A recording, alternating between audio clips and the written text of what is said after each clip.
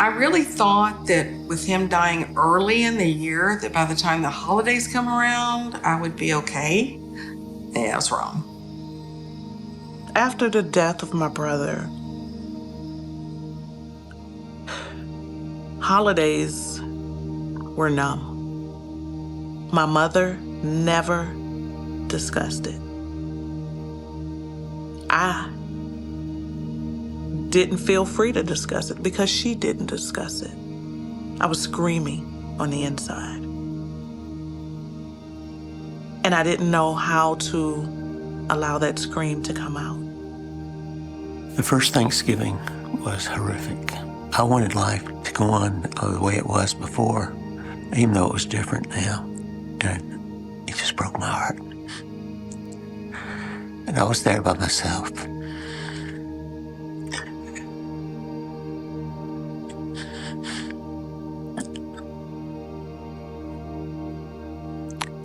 It was pain that I have never experienced.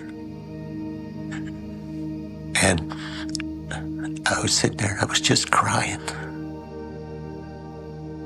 My sister-in-law died in August. From August until Thanksgiving, we just went back to life as we knew it. And the longer I went, feeling scared and not letting myself grieve or feel joy, I started to close myself off to people, isolate myself more, wasn't being honest with people about what I was feeling, wasn't being honest with myself either, and that just made everything worse. Well, after Nadine's passing, the holidays, of course, were not the same. I was at a point where nothing was happy. There was nothing to be happy about. One would think you really should start to feel better and get on with life, and it's Christmas, you're supposed to be joyful, and there was no joy in my world, and certainly no Happy New Year to come. Hi, I'm David, and this is my wife, Nancy. Like the people you just heard from, the holidays can be difficult for us as well.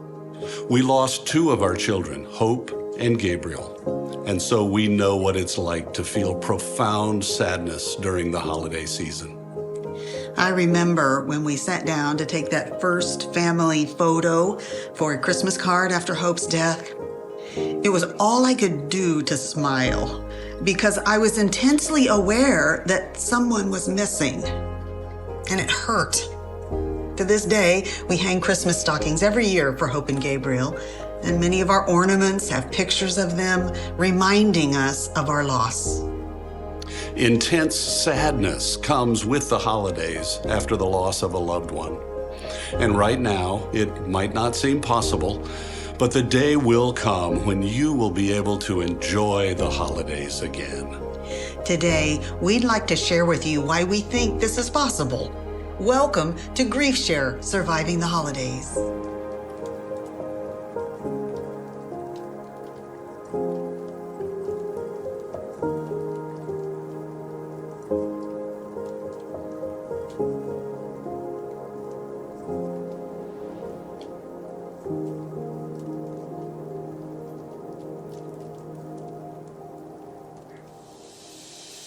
Welcome to Grief Share, Surviving the Holidays. Today, you'll watch a video featuring some people who've made it through the holidays while dealing with grief. You'll also hear from some experts who will give you helpful tips for getting through this difficult season in your life. After that, you'll form a small group to talk about your experiences and concerns. To help you through this holiday season, we've prepared a holiday survival guide for you. Use its note-taking section to jot down comments while you watch the video. Then take it home with you so you can use its helpful exercises and encouraging articles over the next few weeks. Now, please turn to the note-taking section of your survival guide as we begin.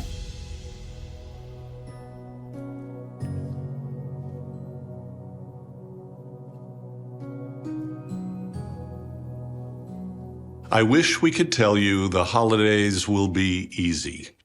But no matter what you do during this season, reminders of the person you lost will be unavoidable. My father died in February. So it was almost a full year by the time Thanksgiving and Christmas rolled around that fall and winter. And it was enough space that we had gotten used to the reality that he was not going to be with us. But it was very viscerally painful that he was absent. He was not at the table. We couldn't avoid it. I normally enjoy Christmas music, and that first Christmas, I just couldn't listen. I didn't turn on the radio. I just didn't listen to Christmas music at all because it just brought back too many memories. The holiday season was especially problematic for my family because so many of our memories and traditions involve my brother. He was born on December 6th, and we always put up our Christmas tree on his birthday. So Thanksgiving and Christmas were always problematic because of the dread of Kevin's birthday. My husband, Scott, died at the end of September. So within 2 months, we were facing Thanksgiving. We got in the car and drove a few hours to my parents' home.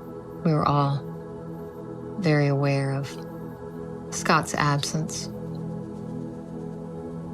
You know, in some ways, we were in the same place doing something that we had done before, but in another way, everybody wanted it to be a little bit different. It was like it was too painful to really do the same thing again. We ate in a different room in the house, for example. But mostly, I think we were largely just hoping to get through it. Getting through Thanksgiving was hard enough, but Carla and her children would face an even greater challenge as they drove to her in-laws' home for Christmas. They weren't sure what to expect and how they would react to gathering with Scott's family during what had always been a time of celebration. Before we arrived at my in-laws' house, I pulled off into a grocery store parking lot. I told the kids, I just want to pray with you before we go. One of my kids said, this is just the worst Christmas ever. And I thought, I hope so. I hope there aren't any that are worse than this. The holidays can be a stressful time for people with all the added activities during this time of year. But we saw with Carla's story, when you add grief into the mix, the stress is so much greater. To manage this stress, you'll benefit from a plan which helps you keep track of what's going on and how you might participate. We'll hear more about Carla's plan to get through the holidays later. But first, we want to provide you with some ideas to help you with your own planning this holiday season.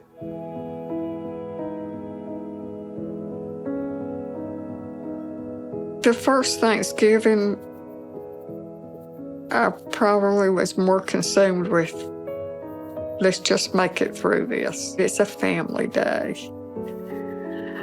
And that's just so ingrained in our culture and our thought process that it was hard to get past that. So I had to figure out a way to make it through it some way or another. Any holiday that you have coming up that you know is going to be difficult, I would advise to make some plans ahead of time. Don't wait till the week before and be in a panic. I think it's important to have what I call a family huddle at the holidays so that we're all on the same page. We need to know what's important to whom. So is it important to you that we send out Christmas cards? Is it important to you that we have a huge, dinner?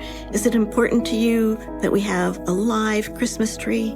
We can inadvertently put pressure on ourselves that we have to perform, that we have to do what other people think we should be doing or what our deceased loved one would make us or want us to do. And there can be something really sweet about doing things because you know your deceased loved one would have enjoyed it. But there's also complete liberty to say, I can't do that this year.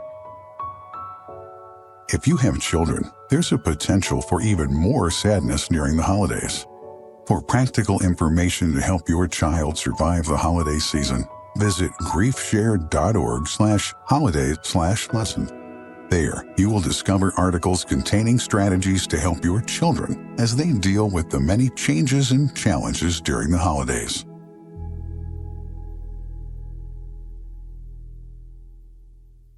For some grievers, holiday planning includes traditions that will keep them feeling connected to their loved ones who've died. We've done our Thanksgivings pretty much same place, our house, same table, and the same would be true of Christmas. All the stockings went up again. We sang Happy Birthday to Jesus at Christmas dinner and all the things that were largely her creation. This was Christmas as Grandma created it. It's not having her there. It's not anywhere close to having her there, but it's having her legacy. One of the things that I love to do is I always make a recipe, one of my mom's recipes. I always make a food from one of my mom's recipes, and it keeps the memories alive. You know, it sparks conversation and encourages those relationships to continue to grow and be healthy. We tried to set up the tree just like he would have done, and to get together and have our family celebration, even though we would miss him being there. But not buying him a present was tricky for me because I was buying presents for everyone and it felt like I should buy him a present because I'd always set aside that money. So I had seen an idea from someone else about putting a white envelope in the Christmas tree that was a donation. And so I actually chose some good friends of ours who were missionaries, and I gave them his Christmas money, and I put that information in the envelope and put it in the Christmas tree. So Christmas morning, I let the kids see what I did in honor of their daddy for Christmas. For others, holiday planning leads to the creation of new traditions. Instead of finding a beautiful Christmas tree, which was always a real high priority with my dad, they decided that was too painful. So they went on Christmas Eve day and brought home a Charlie Brown Christmas tree. Like they said, give me the ugliest tree on the lot. And on purpose. And it was just a way of saying, we're just going to try and do something different. And then we would all decorate it and it would look crazy. To the point that my sister's girlfriends would come around every year to see how bad the tree was. And it was just really, it became something fun. But if we had just tried to pretend that everything was the same and just keep on doing everything, I think it would have been ashes in our mouth. We just couldn't do it. My wife always had to have a real Christmas tree. I didn't like that. I didn't want to do it. I don't like putting the lights on them. So I bought me an artificial tree. I bought one with the lights on it so I didn't have to put the lights on. I got my grandkids over, and we had a ball going through the various ornaments that we would have. You know, what should have been an hour chore task, it turned into 3 hours of just wonderful fellowship with my grandchildren, asking me about all the memories about what each ornament meant and all the memories associated with it. I found that making the holiday visit either just before the holiday or after the holiday made for a much better visit. From a practical standpoint, I didn't have to fight the holiday traffic, and so from the start, I was more relaxed. Once I got there, we didn't have all the circus atmosphere that had been there and all the distractions, and I was able to have a quality time with the people that I wanted to visit. I was able to actually have a conversation without all the noise in the background, and it worked much better. I decided to have a Friendsgiving. I invited some friends over whom I knew had lost family members, or who were single at the time. And that very first Friendsgiving that I had 12 people in attendance, and everyone was so responsive and so happy. It reminded me of the time with my grandmother. So to create that tradition really was my way of paying homage to her. One of my friends had a co-worker whose church served Thanksgiving dinner to the community, and it was out in the country, and they needed extra help serving. So we went out and helped serve Thanksgiving dinner. And then we sat down and had a meal ourselves, and actually brought a plate back home with us and spent the rest of the day together. So that worked out well. So you can't always wait for someone else to invite you. Sometimes you need to make some plans yourself and start working toward that goal. During the holidays, you may be invited to Christmas parties or other events. But you might feel conflicted. A change of scenery might do some good, but you might not be sure if you're emotionally ready for a party. Here are some things to consider to help you weigh your options.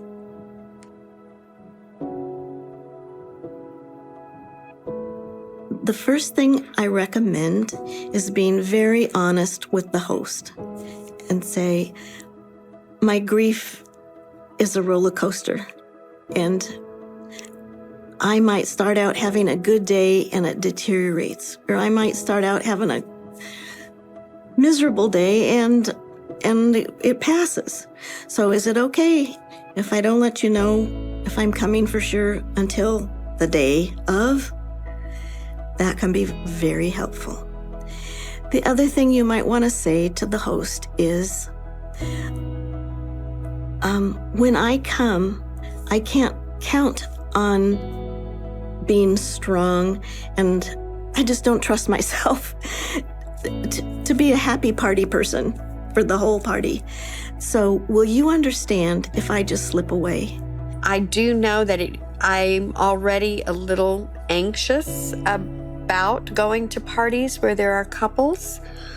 I do have a friend in town who also lost her husband about 6 months before I lost Stefan, and we've kind of agreed to be each other's +1 so that we don't have to go to a party by ourselves. Once you decide to attend a holiday gathering, you need to be prepared for questions from people who will ask you about how you're doing. You probably want to have a few things sort of scripted beforehand, that you're going to say the same thing to everybody when they ask. If we don't have that, then we can sort of flounder, and that can make us feel anxious and awkward, and now we're sharing more than we want to share. It's not being impolite to say, hey, I really appreciate your interest and your concern, but I just really rather not talk about it. And then you change the subject by shifting the focus onto them simply by asking them a question. Hey Sam, isn't your daughter playing soccer for Summit High School? And you shift the focus by changing the topic, but it being something that they would be interested in. Now that we've considered your preparations leading up to Thanksgiving or Christmas, let's consider how you might get through the day itself. Some grievers try to numb their pain during the holiday season because they just don't want to feel the pain.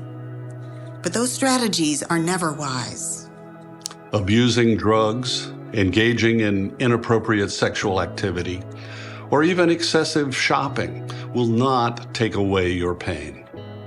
Your pain will still be waiting for you, and so will any consequences of your choices.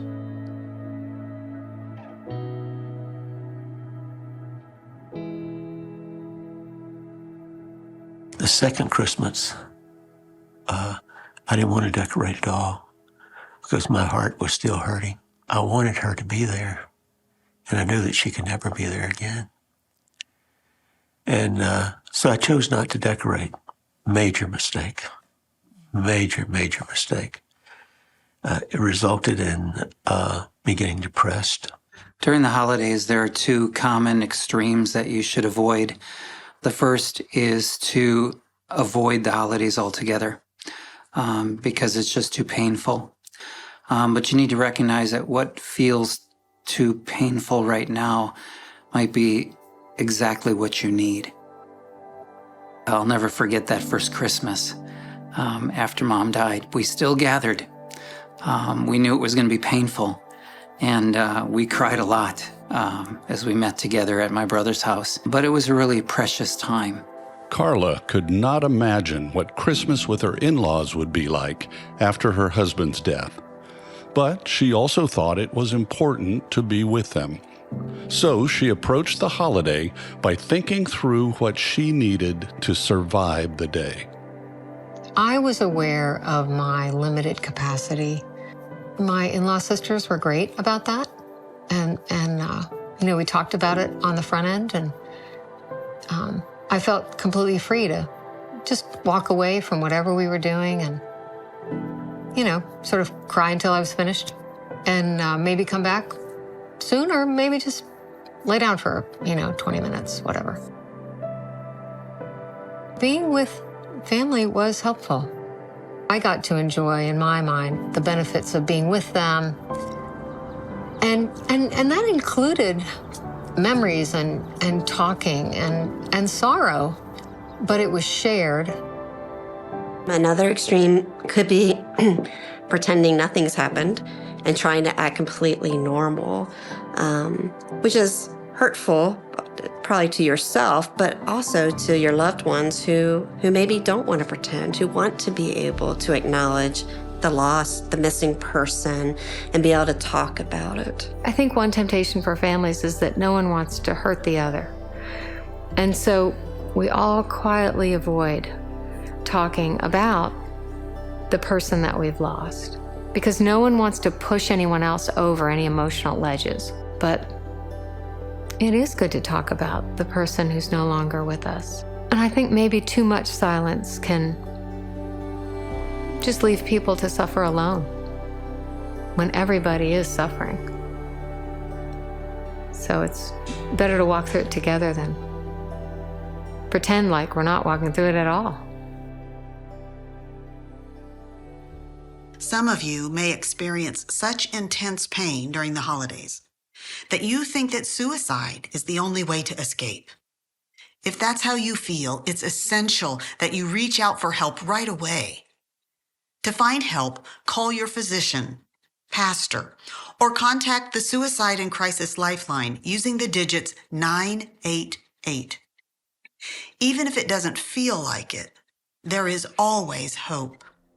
Although the pain might be more burdensome during the holidays, facing it a little at a time really will be the best way of handling it. And facing it will include taking some time to remember your loved one.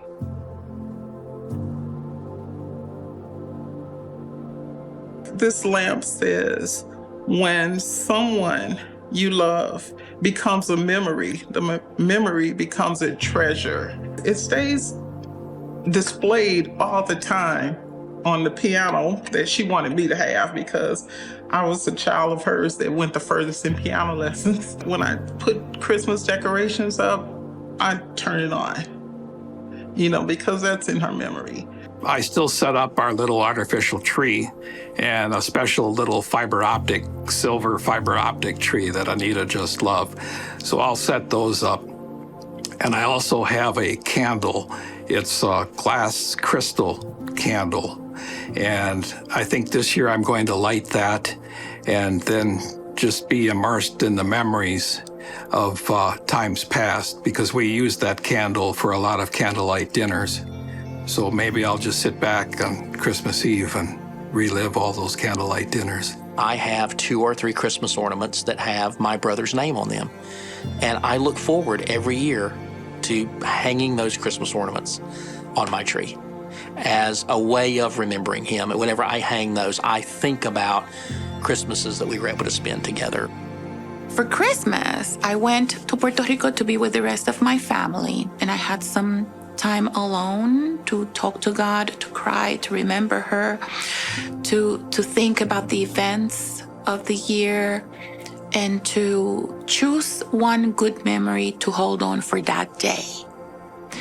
And that was very helpful. We've shared some ideas about how to handle the holiday season, but you may still be wondering how you'll manage without your loved one there with you during Christmas and Thanksgiving. It might seem impossible to think about gratitude or holiday cheer, so why bother? You might be tempted to bypass Thanksgiving and Christmas this year because of your grief. And yet, we'd like you to consider how the very reasons for the holidays can help you through your grief.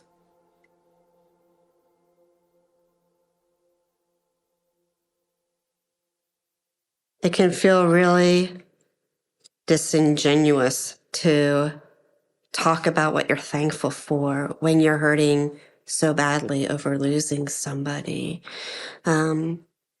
And I actually want people to have the freedom to say that's hard. It's hard to do that.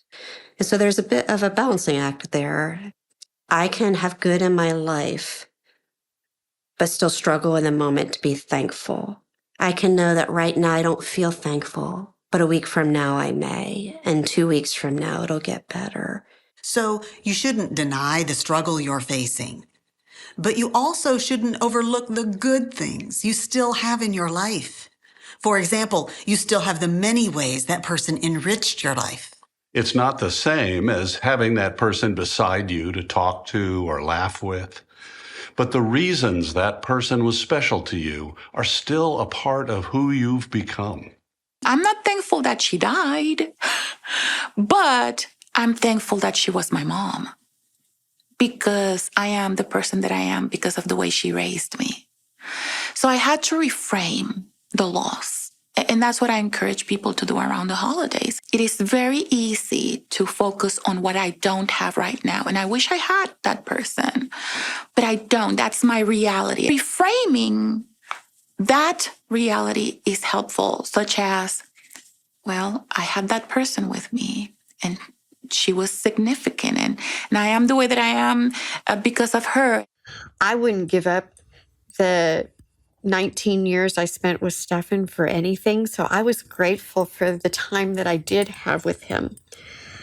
So Thanksgiving, I was happy to remember how the gift that I was given to have that time with him. I know some people don't have that much time with the love of their life, and I did. The first holiday season after my stepfather's death, we gathered together as a family. But there was a greater sense of the importance of these times than we had ever experienced before.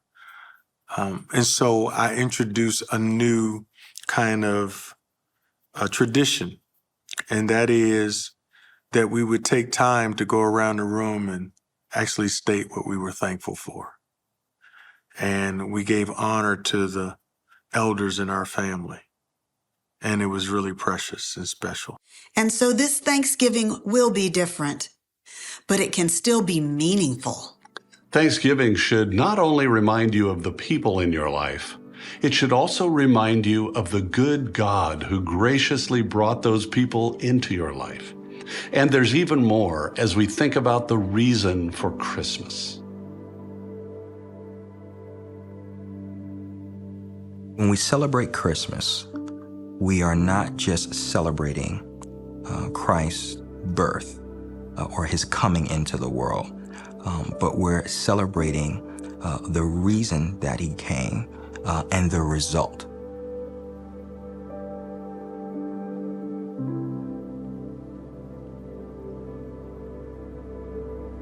If there weren't pain, suffering, sin, destruction, discouragement, and death, there would be no need for Christmas. This holiday is about suffering. Now, what we've done, and it's right to do that, we've made this a holiday of celebration because we celebrate the coming of the Messiah. But in so doing, we forget why he came. He came to end suffering. He came to end death. He came to end sin and brokenness. This is the sufferer's holiday. Rather than the holiday be avoided, I ought to run toward Christmas.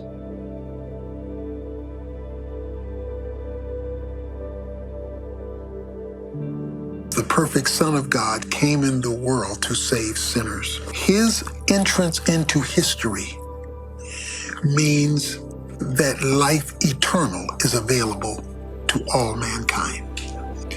With Jesus Christ, we all have hope in this life and in the life to come.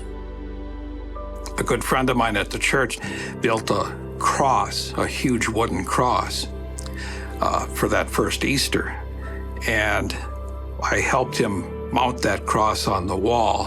When Christmas came along, they had the Christmas trees, the manger scene in front of that cross. For me, that made Christmas special because I knew what Christmas meant. It wasn't just the birth of the baby Jesus. It was the birth of him to come and eventually hang on that cross to save us and bring us to be with him in heaven. I remember thinking about our first New Year's Eve.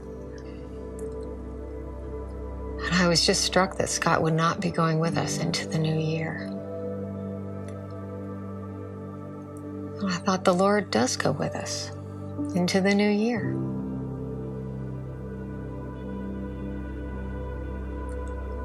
And so we can go into the new year. We hope you've benefited from watching this video. Now, we want to give you the opportunity to participate in a discussion about the information you've just heard and how it applies to your life this holiday season. You'll probably identify with and learn from the other people who are a part of this discussion. If you'd prefer not to talk, don't worry. You don't have to if you don't want to. You won't be put on the spot. But we think you'll find that hearing how others are dealing with their grief will be of help to you. And if you are able to share a bit about what you're experiencing, you'll find that the others in the group will understand and will want to encourage you. What we've shared today is designed to help you handle the holidays. But everyone knows that grief isn't a seasonal issue. When the holidays end, you'll still be faced with the reality of your loss. So before you begin your discussion, we want to tell you about Grief Share. Grief Share is a support group ministry that helps people heal from the pain of grief. The Grief Share videos, participant guide, and small group discussions provide encouragement, useful advice, and hope for the future. Grief Share is the ideal setting for you to find comfort and make sense of your suffering. Listen to what some Grief Share participants have to say about the program. At first, I was a little skeptical because I thought, well, I don't know if I really want to go somewhere everybody's just going to be crying. You know, that would just be too hurtful. But it wasn't like that at all. I mean, I really just got so much out of it. It was such an encouraging, supportive group, and I loved being there each week. What I found was a group of people with a common denominator of loss. I belonged, and I was exactly where I was supposed to be. Grief Share gave me something that therapy never gave me. It gave me God's word with my pain. And it allowed me to grieve in such a way that God comforted me with his word. It was a life preserver. I was out there in the ocean, I was floundering. I was trying to make my way to the ship on my own, but I couldn't do it. I needed help. And Grief Share gave me that help. As I went through the program, things made a lot more sense. I'm still a work in progress, but it's helped me a lot, and I'm grateful for that. Grief Share has meant the world to me. I honestly don't think that I would have the positive outlook that I have today if it wasn't for Grief Share. We hope you decide to give Grief Share a try. Your facilitator will let you know when this church is planning its next Grief Share program. If it isn't offering a Grief Share group in the near future, you can find out if there are other groups meeting near you at griefshare.org/findagroup. We think you will benefit from participating in Grief Share. It has the same kind of format as this Surviving the Holidays event, so it will be familiar to you. Please consider this in your future plans. Thanks again for joining us today.